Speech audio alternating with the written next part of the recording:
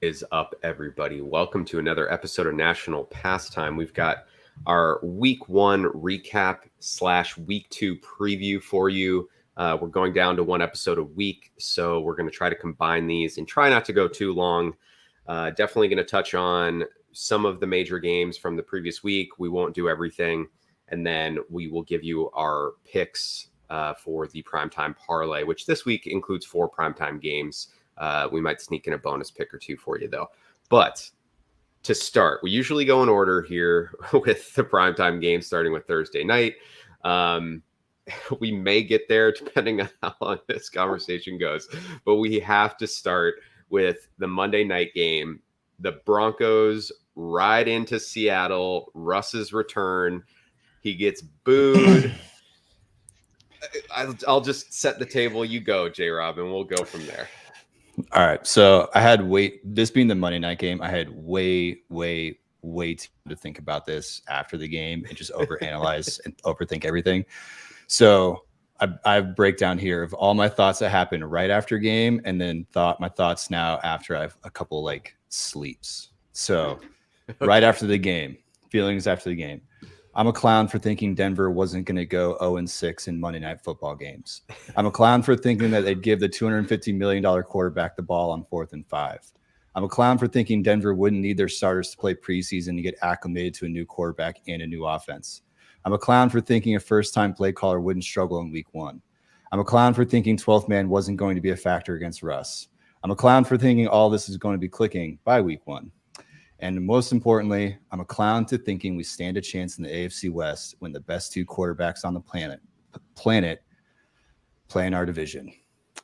So that was the first thoughts. Those are some good ones. Having a realization that we are so far behind, and it's week 1, and I know I'm overreacting, but I truly thought we were going to be further along than what we are. And seeing what Mahomes and Herbert did this weekend, it is just like, fuck my life.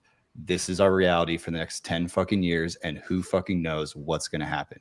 So after getting some sleep, here's my final takeaways. If we don't lose possession within the 5-yard line twice, this game isn't talked about the way it is. People will still be criticizing things, but it wouldn't be talked about the way it is.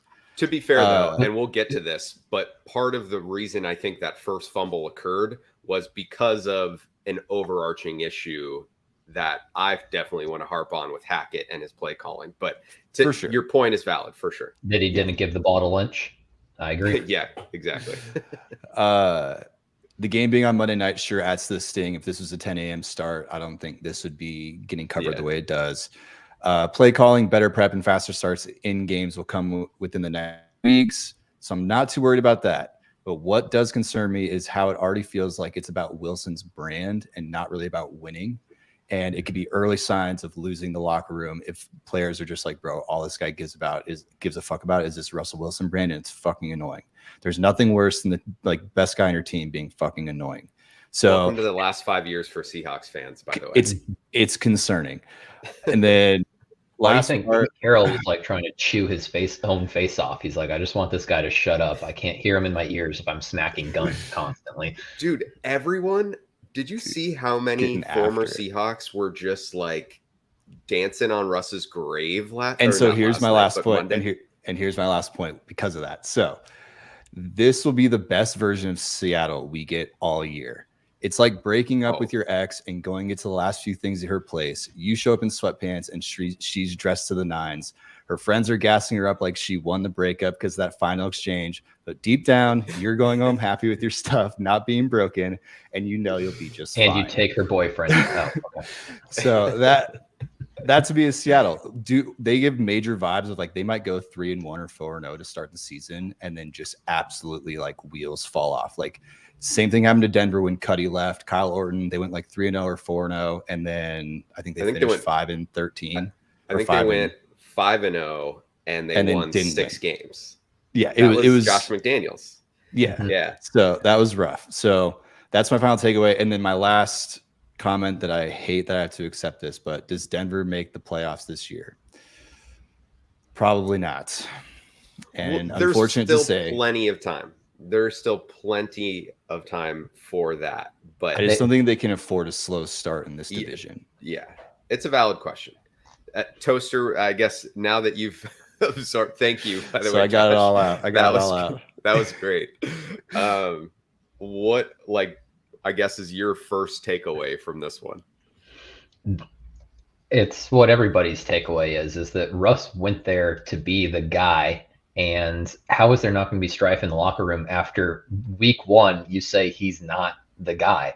The concept of getting to the, whatever it was, 46-yard line to say that's what our strategy was. That is just so locked in on the wrong thing. That's deciding your fate before you're taking in any of the variables of the game. That's you saying there was a minute and 11 left on the clock before they had that last play that led to the kick. A minute and 11, and they kicked it with like 20 seconds left.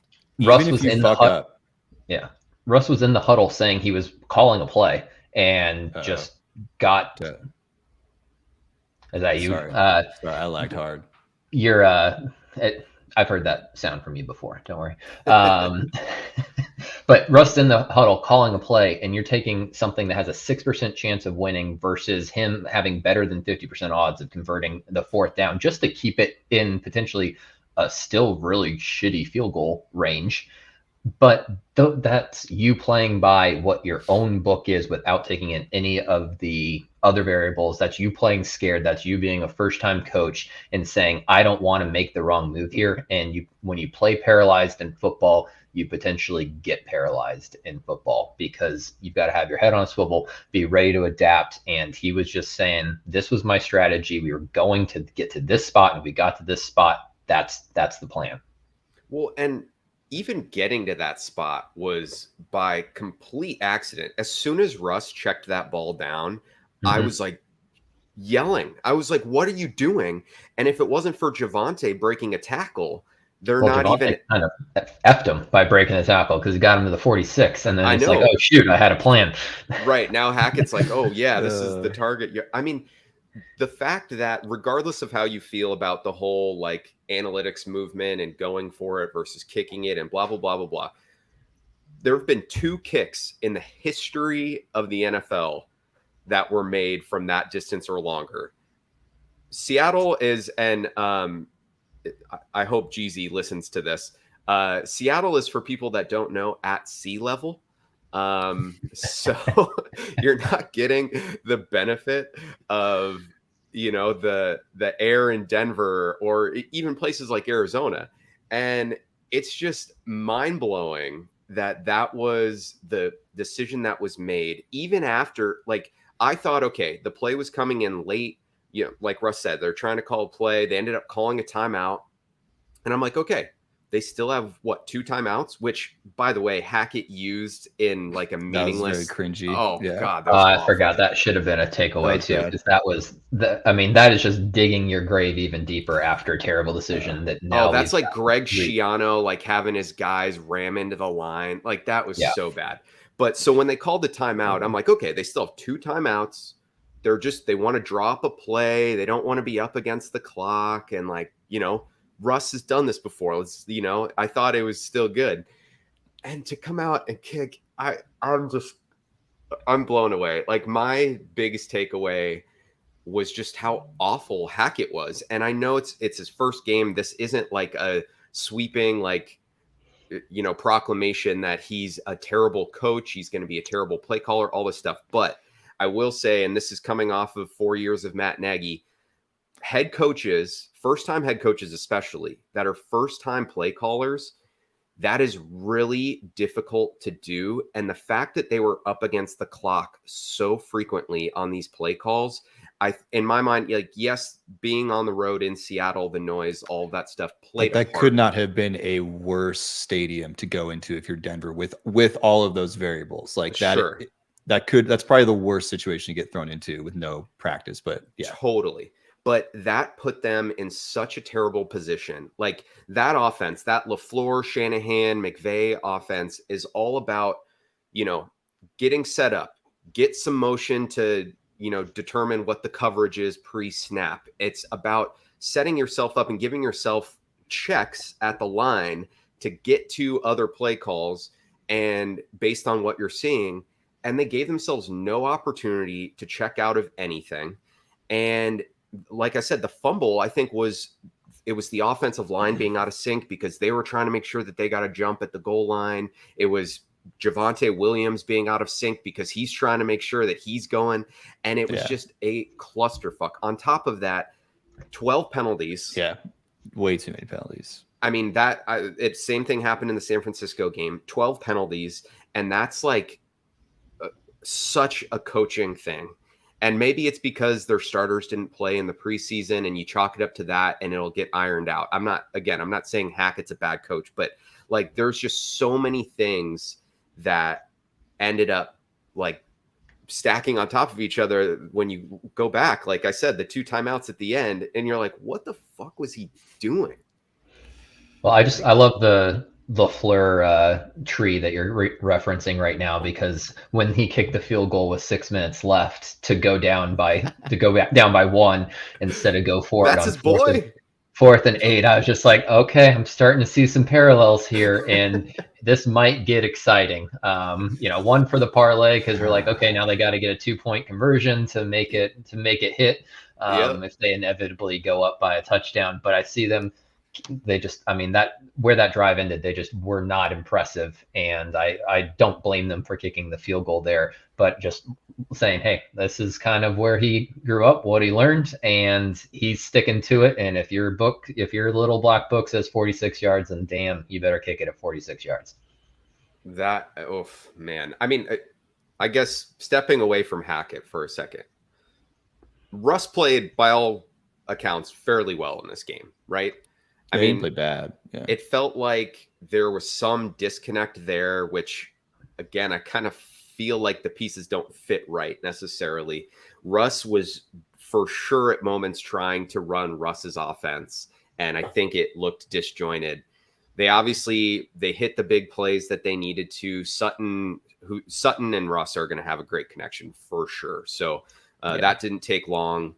And Javonte looked unreal. I mean, I think like all things considered, it's not like the end of the world. The sky isn't falling for the Broncos, but like other than they're in that division and that's the problem. Compete, they're going to need to win 12 games to even potentially. I mean, they'll make the playoffs with 12 games, but they won't be in a good seed with just 12 games in that division. I had a buddy who's a Seahawks fan who was at the game, and I asked him like, how was it? And he said, dude, if we go 1-16 and this is our only win, it was worth it. Yep. So it's their Ohio State Michigan game. Like that, but they might everything. One of the points there though is you can't lose games to a potential 1-16 team. Especially in that division, especially in the AFC. Because even like in the AFC, you just start looking at all the quarterbacks in the AFC and you're like, dude, you can't fuck up against bad teams anymore in the AFC because you can't make those games up and be in a good position because there's 8 AFC quarterbacks that you could argue make a Pro Bowl every year.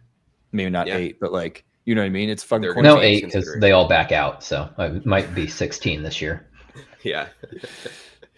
I want to give Gino a quick shout out.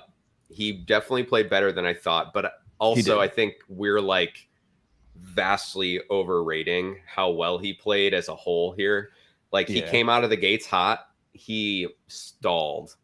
And I mean, realistically, you look at like his numbers at the end, Tyler Lockett and DJ Metcalf combined for 7 catches. DK had less than 40 yards.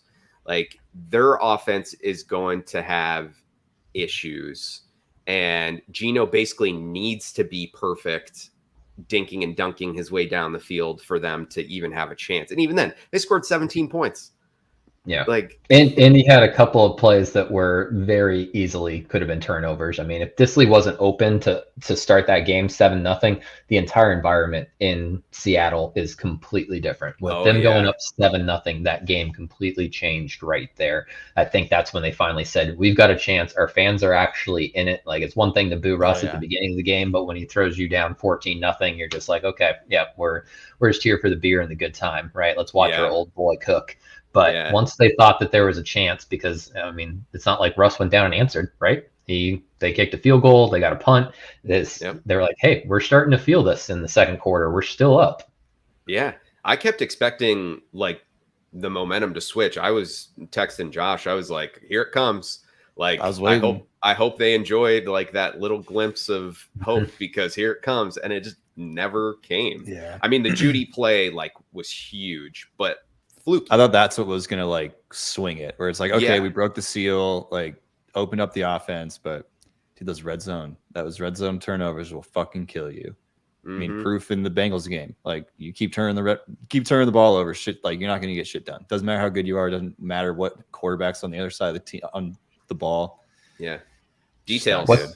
What's it called when you're in the defensive red zone? Because Hackett might try a field goal from there next time if they if that's where they are. Well, shit, get Justin Reed with a running start. He might fucking make it, dude. For real. Holy shit, that guy. Good for him. Speaking of, all right. Any last thoughts here? I do, because I had this conversation with some Seahawks friends today. How did you guys feel about the booing of Russ? I thought it was gamesmanship. Like, I don't think anyone actually hates him. I think if it wasn't the first game since him leaving, like, I don't think he would get booed. If this happened in like week 12, I don't think he gets booed. But it's the first game since he left. When the Seahawks are 3-9. Exactly. Yeah, it's 0-0. Everything's fresh. Yeah, it's all fresh in the mind. It's at home. If you're booing Tom Brady, who brought you 6 Super Bowl championships, I get it. I mean, what did Russ actually get them in the last 8 years? He's the only player to win them a championship in like. So here's my thing. I asked my buddies what they thought about it. They said it just felt like it was another thing in the line of superstars leaving. Griffey, A-Rod, Sean Kemp, like they listed off all these guys. And I'm like, none of those dudes won a championship. 0. True. And not only did he get them a Super Bowl, they had a decade of sustained success. And I know that's not the same thing as Tom Brady winning 6 fucking Super Bowls, but I think we all know that that's kind of an outlier. The fact that he had them there was incredible. And like, maybe this is just the Bears fan in me talking, but if a Super Bowl winning quarterback comes back, you don't fucking boo that guy. Especially, I know he's cringy. I know he is fake, and a lot of that has been exposed. He forced his way out of Seattle to some degree, all of that. But he's, by all accounts, a good-ass dude. He gave back to the community. He won you a fucking Super Bowl. Like, Jim McMahon played for the Packers after he played for the Bears, and he doesn't mince any words about shitting on the team, being real about the team when he's asked about it. That man will never have to buy a drink in the city of Chicago ever again, because 30 whatever, 4 or they 36 years they haven't had a competent quarterback since the Seahawks have Geno Smith, so they've moved on. I'm sorry, you show up in that frickin' suit and I'm gonna boo your ass. I would, even if it was Tom Brady. I'm just like, it's just like, to your point, J-Rob, it seems like he cares more about his brand than the team. I mean, he's already been doing the Prime commercials, and it's just like, I want you to be present. I mean, that was kind of one of my hangups with Mayfield was, okay, dude, you can be in these commercials, but you better back it up on the field. And I appreciate your grit, but until you're winning championships, this is going to be something to hold against you. It's just fuel. Exactly. And the way, and I don't have an official stat on this. I apologize. I should have come prepared. How many people wear the same suit that they show up to the game in that they do in their post-game press conference? Because I thought that was part of it, that like if you switch out. If you're on the road, you only bring the one suit. Yeah, okay. You're probably not bringing multiple. I guess I watched Cam Newton too many times. You'd think you'd take a page out of Cam Newton's book though and be like, he had to do that quite a few times. Maybe I should not do that. But I truly think Russ thought this game was going to be a cakewalk. I honestly believe that he thought he could just walk in, walk out, get an easy victory. And yeah, definitely wasn't the case. But I've been depressed for 2 days thinking about this stupid fucking game. So do you guys want to talk about something else? Yeah, for sure. So we all picked the Broncos -6.5. So that was the one that lost us the primetime parlay. The end zone, if it was only a 99-yard field, we would have crushed it. Yeah, 1,000%. I hand up, it's week 1. I'm not in midseason form yet. Totally forgot about Monday Night Football. I thought I hit all 4 games when I texted you guys after the Sunday night game. I was like, 4-0 first week. I'm like, oh wait, no. Nailed it. All right. Well, let's go back to some of those other ones real quick. Do want to make sure we give enough time for the week 2 preview, but Bills at Rams kick off the season. Bills just fucked them up 31-10. Josh Allen just looks so in control, like it's just rolling over from the playoffs last year. The Bills are fucking good. Yeah, they're really S tier. They are S tier. They are motivated. Yeah. What do we think about the Rams though in this one? Like, I know we talked about Super Bowl hangover and some maybe the other issues they're dealing with, Stafford's elbow and all that other stuff. Do we think this is necessarily indicative of them as a whole or just week 1? I think that this is far more indicative than losing Whitworth. I think is a much bigger loss than they thought it was going to be. What's his name? Noteboom. Noteboom. Vaughn fucked him up. Yeah. I mean, they had 7 sacks and they didn't rush more than 4, or they didn't rush. They didn't blitz. Yeah, they didn't blitz the entire freaking time. And so that was where my math was slightly off. I should have taken the plus 2.5 times 10 multiplier. Would have hit almost. But I did not see the defense being able to rack up that sort of pressure on Stafford. And I think it just comes down to me that, like the Broncos game, is the preseason more important than we give it worth now? Because I think we've seen a lot of very sloppy play correlating to the lack of preseason reps together, because the game just is so much faster once you're actually out against an opponent that's trying to hit you in the mouth, right? Or bite your kneecaps off. Every single team that sat their starters in their spread. So every single team that sat their starters in for the whole preseason lost in week 1. Yep. So, and it's just like, and all he could look at was Cooper Kupp. Like he had that connection, and that's an old connection. Didn't have anything with Allen Robinson, Cam Akers. Didn't have anything. He couldn't pick up a pass blitz because guess what? You're not picking up pass blitzes in your walk through practices. Yeah, for sure. I mean, Henderson got like 90% of the running back touches there. That I'm with you that I do think it maybe hints at some larger issues for them. I still think that they are much better than they showed, and having to face a hungry Bills team in week 1 was like a recipe for disaster. But I mean, that was rough though. I mean, the fact that all 3 teams you would think would be competing for the NFC West title all started 0-1 is And then, I'll leave it with this before I hit it off to Jrob too. I mean, the Matt Ariza thing I thought was going to be a distraction for them. Little did I know they don't need a punter. They haven't needed a punter in 3 of their last 4 games. So why they even wasted that draft pick, I don't understand. But that offense is nasty right now. The only thing that can stop Josh Allen is hitting his receivers in the numbers and them not being able to, hold on to it afterwards. Yeah, for real, man. Josh? I think it's a little bit of both. I think the Bills are an absolute wagon. I think the Rams had a stretch last year where we thought like it's Matt Stafford, old Matt Stafford again, and throwing a bunch of until they picked up Odell, right? Like Odell's changed that team at the whatever it was, week 8, week 9. And who knows, maybe there's a guy this year that they end up doing that with, whether it's offensively or defensively. Robinson. But like I just mean like in like mid-season where they go after somebody. Like pick up Odell. Yeah, just pick him back up. To rehash the preseason thing, Julian Edelman had an interesting interview where he had mentioned someone had asked if preseason matters. And he says it matters more in the sense of not necessarily like game flow, but he says it matters a lot in like the little things like player routines, like how do you go about your stuff before game, like coaches knowing like kind of all, it gets them acclimated to all those like tiny moving parts, all these 11 coaches having their own departments to work with while also working with the head coach. And like he went into it with great detail, but he's like, that's the kind of stuff that you can hammer out in preseason to where when regular season comes, he's like, you're not, preseason's meant to get your pads warm, but not meant to like, you already know how to hit. You already know how to do that stuff. And he's like, it's those little things that when game time hits, you're in that routine already. So that way you're not like, oh, fuck, I thought I had 10 more minutes to get my ankles taped and we're already fucking stretching, or like little shit like that. Even with Hackett, right? Going back to that, like he has never in a game environment called plays into Russell Wilson's headset, especially with everything else going on. Yeah. I mean, that for sure matters. Yeah. And it, you know, it's not something obviously that is a season-long concern, but like, yeah, you don't. There's only 17 games.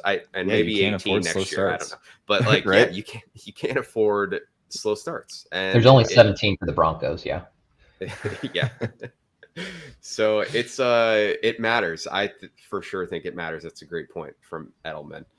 All right. I don't think we need to stay on that one much longer. Bucks Cowboys. The Cowboys are total fucking frauds, right? And now Dak's hurt. I mean, to be frauds, you would have had to have had some preseason hope. I think everybody's been higher on the Eagles than they have been on the Cowboys. There's actually one sports book that's already paid out the under for season wins for the Dallas Cowboys. As soon as Dak got hurt, they're like, we'll pay out the under. Obviously a gimmick, but I don't think that they're going to regret that decision at all. That only two quarterbacks on the roster right now are two people that they waived at the 53-man cutdown because they knew they wouldn't get picked up by any other team. They are in a complete dumpster fire right now. They couldn't move the ball with Dak. They're not going to be able to move the ball with Cooper Dam Rush. No, I put together the nerd rankings today, and the Cowboys in the betting market implied rankings, 31st. Now, obviously, a lot of that's quarterback driven, but 31st after week one. That's rough.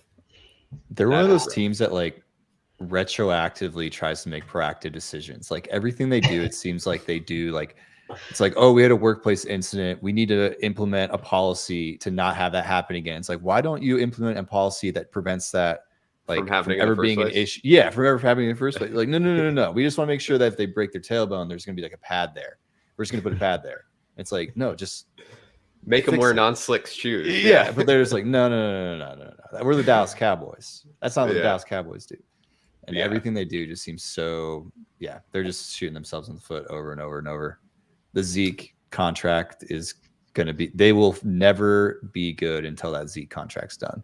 They still have to pay out $11 million in dead money if they cut him next year. Like you're basically like you save $6 million. You can buy a second tier running back like Zeke for that amount of money. Like they have to renegotiate that contract. That's their only chance. Cause I don't even know that they can cut him next year at 11 But dude, I don't think Zeke, but do you think Zeke does? Like, do you think Zeke believes he's getting another contract after this? Like, I don't know if Zeke thinks he's playing after this contract's done. Dude, Zeke and Saquon are back. I don't know what you're talking about. Elliott averaged over 5 yards per carry. He might carry this team. We might put him at quarterback, just run the scat back like Taysom Hill style for the rest of the 6 games that Dak is out. I do think Zeke looked decent for what it's worth. If that was Zeke underneath that helmet, right? True. It could have been Master Chief from the Halo series for all we know. True. I think I saw a stat, and I don't have it in front of me, but I'll just give you the gist of it. It was like Zeke's cap hit this year at $18.5 million is higher than like the the entire running back room's combined cap hit for like 20 NFL teams. It's like insane. Okay, I don't know if we need to touch on this game much more. I mean, the Bucks didn't look great. Brady was okay. They obviously didn't need it. I think they will be fine. Obviously, Brady missed 2 weeks. His wife's pissed at him, but things will be better, I think, for the Bucs ultimately. Leonard Fournette looks fucking awesome. Yeah, Godwin's not as quick.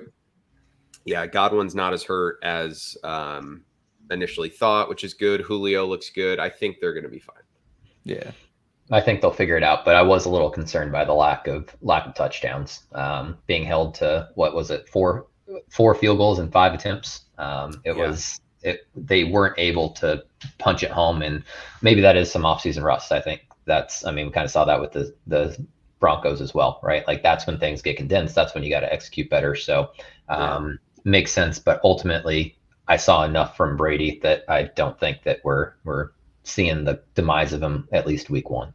Yeah, I agree. There's a few other things we could talk about. I don't want to linger too long. Justin Herbert looked fucking awesome. Patrick Mahomes and the Chiefs offense looks fucking awesome. Jrob, you might have to eat your words on that one. Anything else stand out to you guys you want to just make sure we touch on before we move on to the preview? Congrats to your Bears just winning outright against the fucking Niners. Like at least someone in this podcast team won a game this week. So damn straight.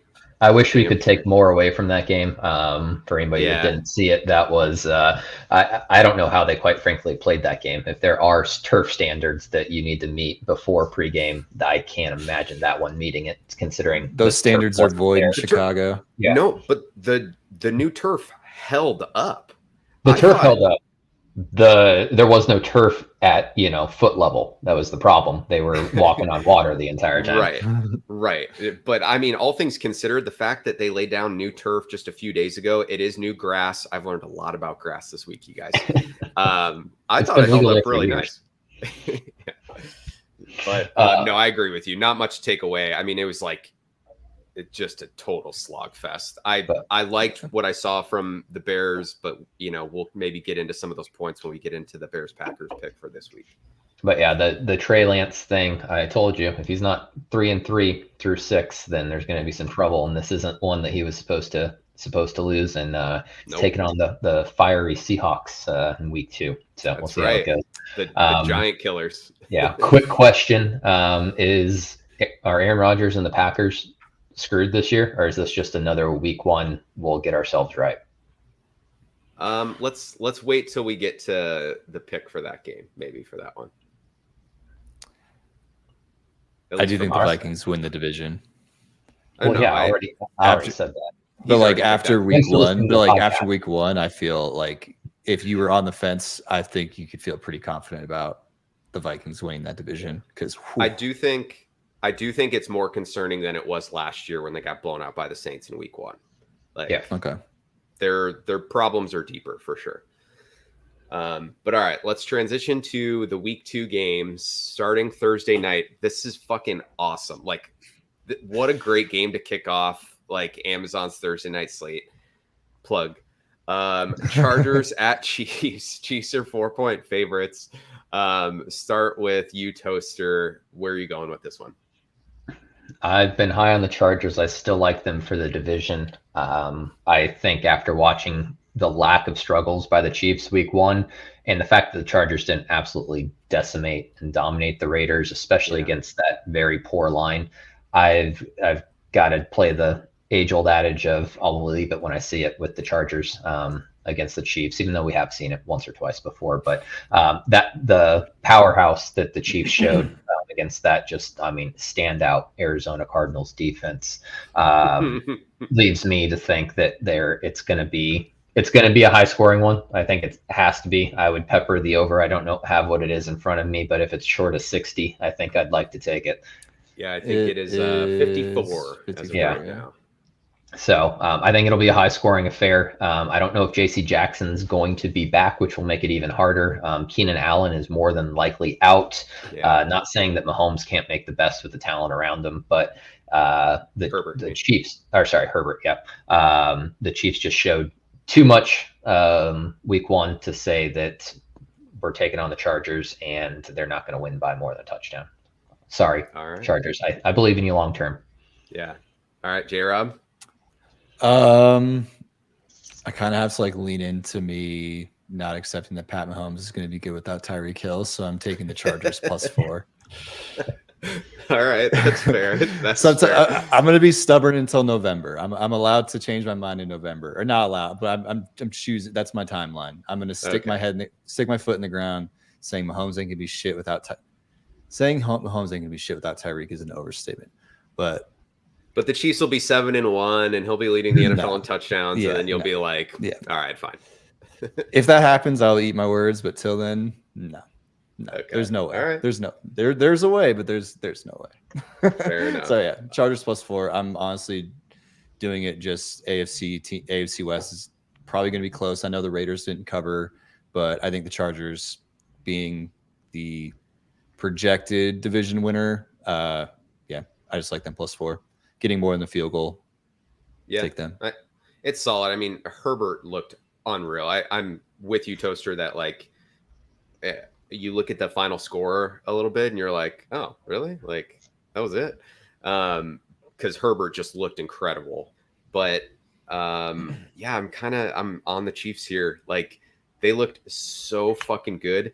And part of the reason that the Chargers were even able to hang on in that game was because the Raiders O-line is Swiss cheese, and Khalil Mack just chewed his way through them. The Chiefs O-line is significantly better. Pat Mahomes is going to, I think, like he's on a campaign right now. Him and Andy Reid are like, everyone that said we can't do this shit without Tyreek, like you're about to find out. So I am on the Chiefs -4. I don't love the -4. I don't love it's more than a field goal, but I'm liking the Chiefs still. And in typical Toaster fashion, I hope my bet just absolutely explodes and the Chargers win by freaking 15. But Mahomes looked too smooth last week. He does have a lot of interception luck, and maybe the Chargers can get one to go their way. And in this type of game, that's all it's going to take. Whoever doesn't hold on to the ball the best is going to lose this game. And I kind of have that concern with Brandon Staley just saying, let's go for it on 4th and giving up some poor field position. Yeah. I think that another thing too is the Chiefs defense is a lot better than a lot of people want to give it credit for going into the year, Jrob included. If you look at their points per, I think the Steelers had a return for a touchdown, but with Justin Reed, he's got 2 points for the defense, right? With his extra points. That counts. So if whoever didn't have a pick six or a strip sack fumble into the end zone, Justin Reed got 2 points for the defense. That was so cool. I'm so happy for that guy. All right. So Toaster and I are on the Chiefs. Jrob is on the Chargers. Sunday night, Bears at Packers. Packers are 10-point favorites. Jrob, you want to kick us off? No, because I don't because I don't want to jinx. I don't want to jinx the situation. So I need to figure out what Toaster's doing. I'm doing this for your own sake, so I need to know what Toaster's going with. Well, I don't believe in jinxes, so you don't have to do that for me. Well, the only game that we went 3-0 unanimous on, we lost last week, so I'm not trying to do you dirty. Okay. Toaster. I think that I do have considerable concerns for the Packers. Don't get me wrong. I think that this is potentially a get right game for them and a get right in a furious passion way. We've already heard about Aaron Rodgers saying that he owns the NFC North. Come at me, bro, because I've been here, whatever it is, 6 straight years, right? I've been on the crown, and they can't go 0-2 against the division and have a chance at that happening again. I think that they try to absolutely annihilate a much inferior team. Bears did well against a very good defense last week, but it was a very peculiar situation given the weather, and I don't think we're going to run into that in 2 straight weeks. All right, so you got Packers -10. Packers -10. All right. And a happy marriage. Okay, I do feel better about my decision now. So this was my decision before Toaster's decision. I don't want you guys thinking I flip-flopped. But I actually do like the Bears +10. The reason being is I think getting 10 points in a division game is a lot. I think the Packers offense looks scarily bad. Aaron Jones got out-touched by A.J. Dillon, which is to me a concern, especially that's someone that was supposed to be like the lead part, like one of your leading offensive guys. Their wide receivers who are already non-existent literally weren't even on the field. They aren't healthy. And I think the thing you can take away from the Bears is, yes, there was like ugly play early on, but what they put together in the fourth quarter is easy to build momentum off of. It's one thing, I think, to go off in the first quarter and then just absolutely like do nothing the rest of the game. It could be like, well, fuck, they figured us out, or like we thought we had something. But the fact that they were able to figure something out in the fourth quarter and just start racking up points, I think gives them confidence going into this game that they can feed off of and, yeah, basically keep this game close.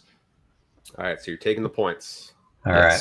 Should we just move on to the Bills game then, since we know where Kingston's going? Oh, you do? Uh-huh.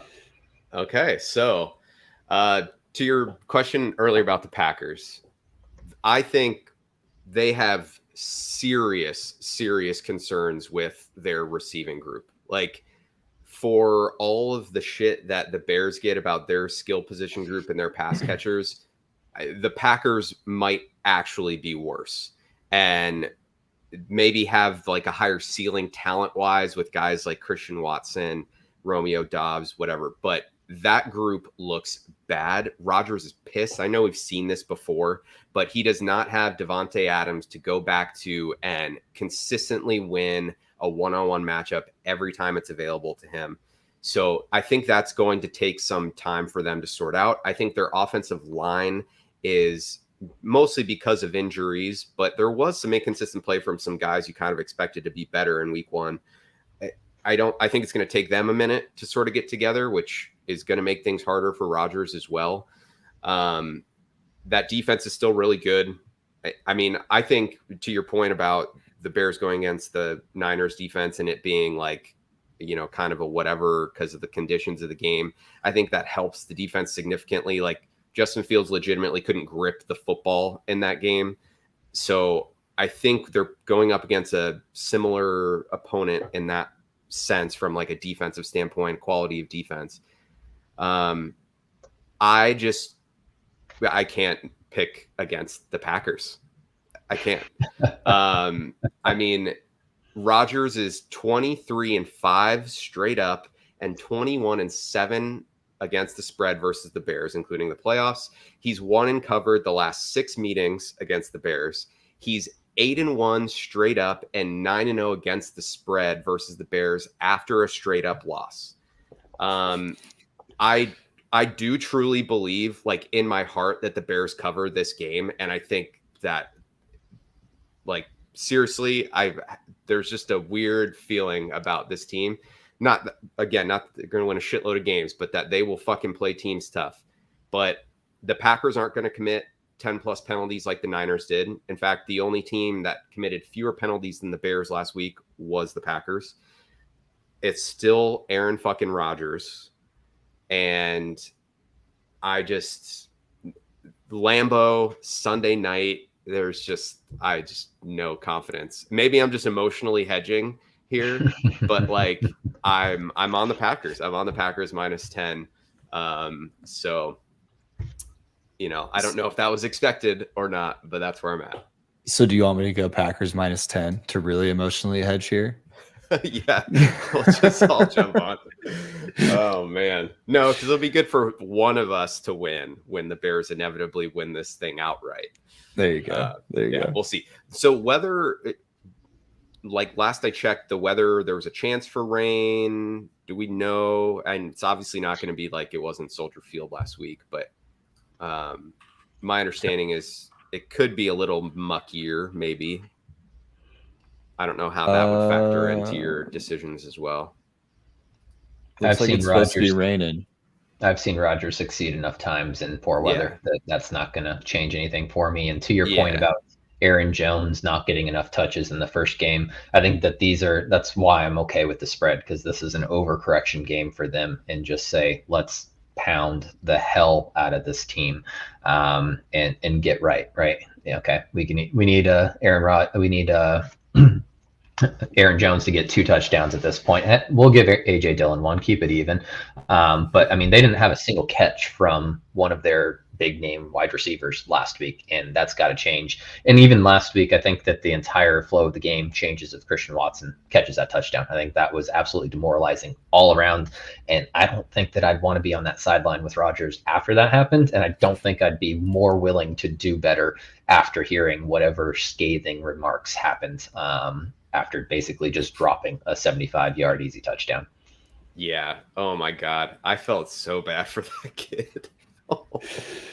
Oh yeah, because Rodgers definitely reached that point of his career where he has no patience for stupid shit, and he motherfucks everybody. Oh yeah. Oh, he hates that kind of stuff. He's like a crotchety old man when it comes to like the NFL equivalent. One thing that I do think is interesting is the Bears didn't blitz a single time in week 1 either, and got home pretty good with 4 down. If the Packers aren't going to have receivers that can consistently get open, and the Bears are consistently putting 7 out into coverage, I think that could, change, the math a little bit. Obviously Rodgers swings it in your favor quite a bit. But I don't know. This is an interesting one. The 10-point spread just is wild, but I just can't go against Rodgers. Speaking of 10-point spreads, yeah, we got another one on Monday night. Titans at Bills. Toaster, as our resident AFC East expert. I'm not getting fucking stiff-armed in a parlay by Josh Allen again until I'm riding and dying with Josh Allen at this point.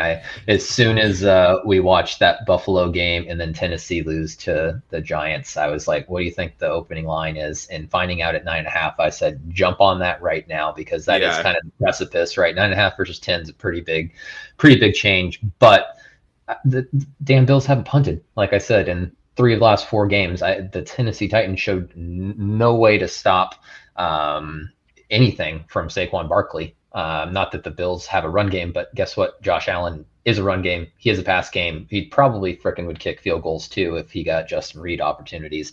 I think that this offense is just too damn explosive, and again, that defense is what was surprising to me. I expected them to have a good pass rush. They've invested a lot of draft picks in the pass rush. They've invested a lot of free agency money in the pass rush. I was thinking that their cornerbacks last week were going to be vulnerable, but their 6th-round draft pick, apologies for forgetting his name right now, played lockdown coverage against the Rams last week. And if they can get home and play coverage, then how the hell are you going to be beat? Yeah. So if that wasn't clear, Bills plus 10. Bills or minus 10. Yeah. I mean, if you go plus 10, I mean, you're really guaranteeing a dub there. Is that a teaser? If you wanted to, you might have to parlay the rest of the slate to get anything good on that one. I do like Bills again minus 10. I think it has more to do with just what the Bills are trying to do right now and what they are doing right now than what Tennessee's done. I think, them losing to the Giants isn't a great look, but I think the Giants kind of put their nuts out there and went for 2, converted, but similar to what Toaster's saying, like they couldn't stop Saquon. So what makes you think you're going to be able to stop what the Bills are throwing at you? And then the defense on the other side. Vrabel can make games muddy in its primetime game, and Vrabel's good at being relevant in primetime, but I still think the Bills handle it. So I like the Bills minus 10. All right, we're going to go 3 for 3 here. So with the nerd rankings, like the 4 different things that go into them, 538's ELO has like a bit of a component of like the historic data that it pulls from. Like it sort of rolls over to some degree, the rankings or the power rankings from the previous year. Football Outsiders DVOA is very much like a in the moment, sort of thing. So it could fluctuate like early on in the season. Same with the betting market. You might see some of that. The Bills are the number 1 team in all 3 of those components. PFF is the one where I think like is kind of takes some time to even out. They're 3 in that, so it's not like they're fucking slouches. Who was number one? Do you remember? The Chiefs. Oh, okay. Are the number one team from PFF after 1 week.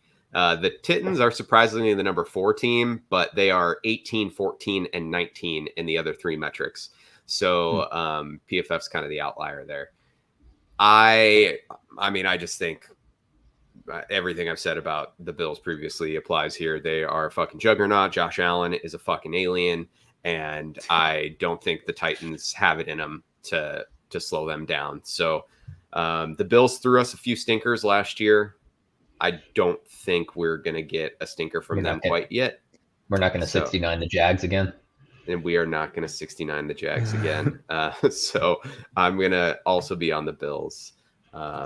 Real quick interjection here, just because watching the Giants beat the Titans, or Titans, apologies for that misspeak, had me curious as to whether or not Daniel Jones is still Daniel Jones. And yes, he had one interception, one fumble. 51. He has 51 career turnovers now in 39 career games. So I'm just waiting for that fish hook on this guy. I mean, a win's a win, but damn, dude, you need to either hold on to the ball or at least get it to your own damn people, because this is getting bad. The fumbles with him are just like comical at this point. It's every fucking game. Yeah. If he continues to do that, but the Giants stay close, do you try and trade for Jimmy? Like just basically just get an above replacement version. You're going to have to wait until week 7, week 8 for them. Like that's when the trade deadline's happening, and that's when they figure out whether or not Trey Lance is going to be their guy. If they're 3-3 going into week 7, they're not trading away Jimmy G at that point. Who's the Giants though went out and got a veteran backup though, right? Is it Tyrod? I feel like it's always it's Tyrod Taylor, and I'm not sure how severe his injury was, but I was holding out hope for him to take over at some point this year. But again, I think I need to see how his ankle is. I'm not sure if he's back healthy. Yeah, and I think I'm trying to find his cap number right now, because I feel like it was decent enough money that it's like they wouldn't just walk away. But I could be wrong. I don't know why I'm doing it this way. Tyrod Taylor's cap number is only $2.7 million. Okay, so that's not bad. Yeah, I mean, where are the Giants at as far as cap space? They are middle of the pack, so they've got $5.5 million. So yeah, they would have to wait anyway for Jimmy G. Just from the prorated salary standpoint. But all right, so we are all on the Bills, and the second leg of the Monday night doubleheader, the Vikings at the Eagles, who are -2 point favorites. Toaster, you are really in on both of these teams. You got stock in both of them. So where are you going here? The Eagles fucking let me down last week. They were up by double-digit points, 2 different points in the game, and they can't close out -4 against the frickin' Lions. So I'm going against them. What I saw, I mean, with this new offense by McConnell or O'Connell, I think that Kirk Cousins has a chance to be a fringe MVP player. But the problem is that if he is a fringe MVP player, then it's going to be Justin Damn Jefferson that's winning that thing. First wide receiver to ever win league MVP. That connection was unstoppable. And I wasn't expecting the Lions to be able to put up 35 points on the Eagles. Don't know where that came from. But if they couldn't stop the Lions to putting up 35, then I don't know how they're going to keep the Vikings from putting up that many too. All right. Going with your Vikings pick. Vikings +2, right? Yep, +2. Yep. Jrob? So I know Kirk Cousins is not good in primetime games. So I had to do some research. Kirk Cousins is 6-3 lifetime against the Eagles. Positive. He's 2-9 in Monday Night Football games. But he is 2-0 in his last 2. He's 0-1 against the Eagles when playing in Monday Night Football, but he did post 30 completions on 40 throws for 308 yards and 3 touchdowns when he played against the Eagles. So I'm going to take Kirk Cousins and the Minnesota Vikings to cover +2. As much as he's bad in primetime games, there's enough positive with him against the Eagles and Monday Night Football of late and with how week 1 went, I feel okay. I feel okay. I feel okay. We're gonna go Vikings +2. All right. Hey, do you feel okay about that? I think I feel okay. Yeah, I think I feel okay. I'm on the Eagles here. I feel like there was a lot of talk about the Vikings in week 1, and Jefferson obviously had that. He had 2 touchdowns, but that one incredible one. They only scored 23 points, and I know the Packers defense is really good, but they really slowed down in the second half of that game. I loved what I saw from the Eagles offense, and again, it's against the Lions defense. You can, I guess, do that all day when it comes to week 1 results and who did what against who. But I just feel like this Eagles offense is legit. And if the Vikings, like, their defense is going to be really their Achilles heel, I think, like, as you go through the year, that offense is going to be what carries them, obviously, with Justin Jefferson and all that. But I think the Eagles are going to fucking stick it to them, man. And they're at home. I don't know, man. Kirk Cousins, I can't get away from it. I know he's 2-0 in his last 2, but I can't get away from it. Do you really think they're going to rush Justin Hurt? Wow, I'm struggling with names right now. Hurt 17 times again. Like they're not going to be able to keep that up all season. No, but they also might not need to. I mean, they have enough weapons on that team that they can lean into. Dallas Goedert hardly had any run in week 1. He's a weapon. AJ Brown, I think, is going to get going more too. Devontae Smith, like, I don't even know what Devontae Smith's final line was, but I didn't hear much about him. So I can't imagine. 0 for 0 with 4 targets. Okay. I mean, I just feel like they have enough weapons that it's like a pick your poison kind of thing. If the matchup calls for it, they can run Hurts 15 times. I mean, again, maybe not all the time, but they can run him 15 times. They can get AJ Brown one-on-one. They can get Devontae Smith going deep. Like, I think they are going to be a really tough offense to play against, regardless of talent level for defenses. And the Vikings just aren't super talented on that side of the ball. So yeah, I'm on Eagles -2. I thought I would have more support there from you guys, but I guess not. It's all good though. I do think the Eagles are still winning that division and are going to do well. I don't know. The way the Vikings handled the Packers in week 1, it's tough to not like what you saw. And not that the Eagles didn't do it well either, but I don't know. I feel like when you beat Aaron Rodgers and the Packers versus beating the Lions, I feel like it's easy to like have that optic of being like, well, shit. Yeah. Vikings usually always lose to the Packers. But it was also one of those things where they were up, right? And then they sort of let go of the rope late, against a bad team. Do you think that's more of like who, the Eagles or the Lions, or the Eagles or the Vikings? The Eagles. Like, oh, okay. Yeah. I think maybe they got figured out. Yeah, they got figured out. I mean, I feel like they were in pretty good command of that game. Yeah. I mean, I wouldn't read too much into the final score with that, but unless you get the spread. Yeah, exactly. Dude, watch that be what the Lions do. Just like get blown out in the first half and then just backdoor cover everything. That would be very Lions of them to do that this season. Yeah, I mean, they did that last year. Yeah, the fighting Dan Campbells were a fucking great bet last year. All right. So for the record, we've got Toaster and I on the Chiefs, Jrob on the Chargers. Same exact situation for the Packers and Bears. Toaster and I with the Packers, Jrob on the Bears. All 3 of us are on the Bills.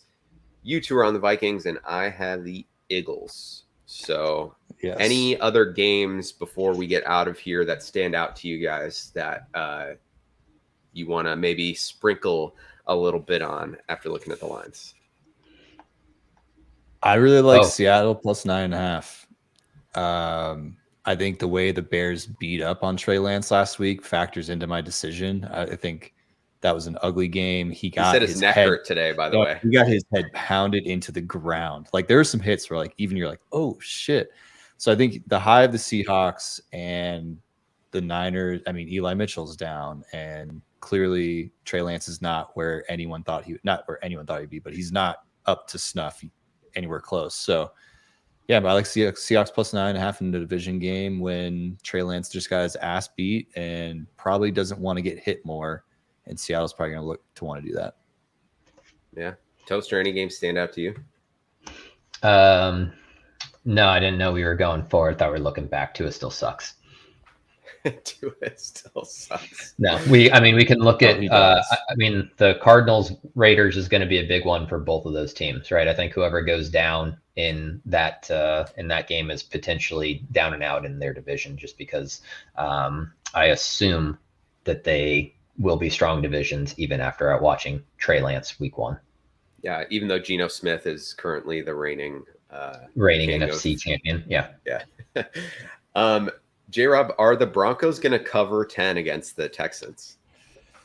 Since it's at home, fuck, dude, I don't know, because they just took fucking Colts to a tie, like, and I would argue that the Colts are a much more buttoned up team than the Broncos are right now. You know what? I'm gonna say no, they don't cover. I'm gonna say I think they win, but I still think it's one of those where like we're here next week being like, this is gonna be a long year. This is going to be one of those years where, yeah, we got our quarterback, but fuck me, it's going to be a long year. Yeah, for sure. Last one before we get out of here. Pats at Steelers. Patriots are 2-point favorites. How are you feeling about that one, Ryan? I'm feeling just fine about that one. If you watch the New England game against the Dolphins, the offense did not play well. We got the Bill Belichick spin zone. Let's go.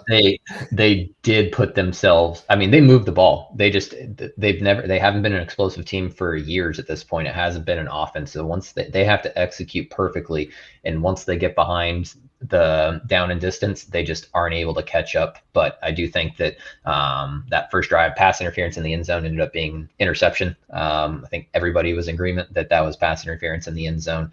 When you look at what actually transpired, a defensive sack fumble for a touchdown, and then a 4th and 7 at the end of the half to Jalen Waddle. And those are other than that, it was a 7-6 game. Right.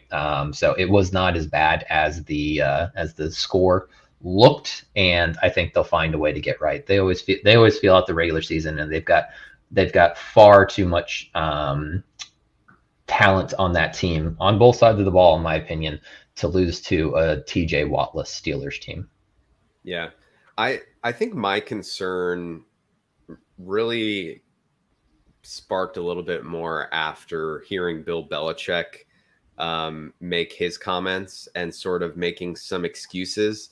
Like, those are the 1,000%. Like, yeah, the Waddle play was, he outran everybody. It doesn't mean that it didn't happen, but it's like, okay, big splash play.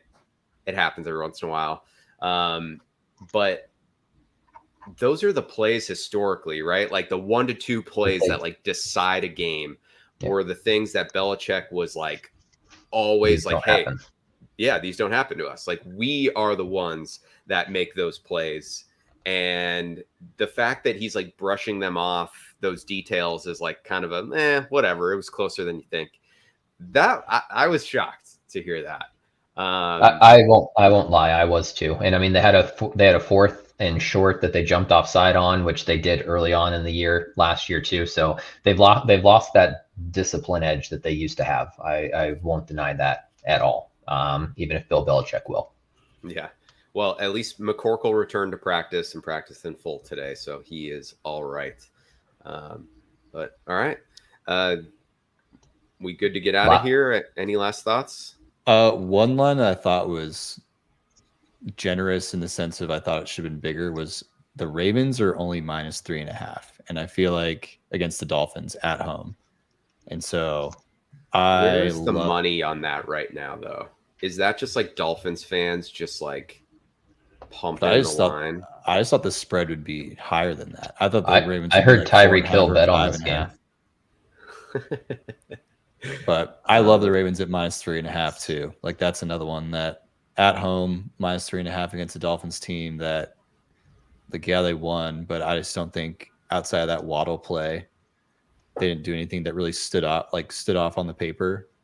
That one. So this one opened Miami +4, and 57% of the money is on the Dolphins. So that probably shifted it a little bit. I would venture to guess that by kickoff, we're probably back to 4 points on this one. But yeah, I mean, I'm with you. I like that one. I think Baltimore probably deserves a little more respect than that, but people are in on Tua right now for some reason, man. Not PFF, but other people are. Right, exactly. Last nugget, I do think that this is Tom Brady's first regular season win against the Saints. James Winston hurts everywhere, apparently. If you want some entertainment value, watch this dude anytime this dude gets a microphone in front of him. But I think that this is the time that Brady finally takes down the stigma that the Saints have over him somehow. I haven't understood it for 2 years now, but I think this is the time he finally takes the leap and gets over that insurmountable burden that he's had the last 2 years. Well, he better. Otherwise, this is going to be the thing that keeps him out of the Hall of Fame, I'm sure. Absolutely. Yeah. Couldn't beat the Saints. All right. Well, that will do it for our week 1 recap and week 2 preview. Did this in an hour and 5 minutes. Not bad, guys. Yeah, pretty good. But this will be our format moving forward. We will make sure that we get our picks out for you guys tomorrow as well. And stoked about a really good Thursday night game. So thanks for listening, everybody. And we will catch you later. Jrob, you need to take us out, though. God. Fuck. Left wide. Broncos country. Let's die. There we go. Like it. All right. Oh, fuck.